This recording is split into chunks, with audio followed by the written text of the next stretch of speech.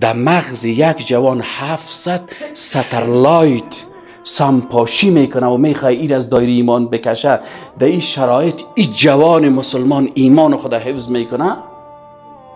رسول الله صلی الله علیه وسلم گفت 50 نفر اجرش میگیره. صحابه پرسان کردن که ای رسول الله صلی الله علیه وسلم، اجر 50 رجل منا او منهم، آیا اینا اجر 50 نفر از ما را میگیرن؟ یعنی این شخص اجر 50 صحابی را میگیره و یا 50 نفر از امو زمان خود؟ میگه رسول الله صلی الله علیه وسلم گفت که 50 منکم،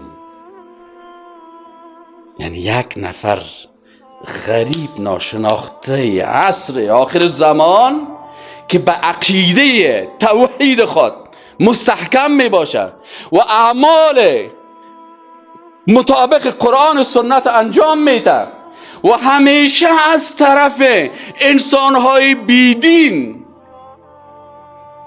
تمام روز سخنها را شنیده میره و تبلیغات را شنیده میره و پرزه ها را شنیده میره و خنده ها را شنیده میره و فکایات را شنیده میره و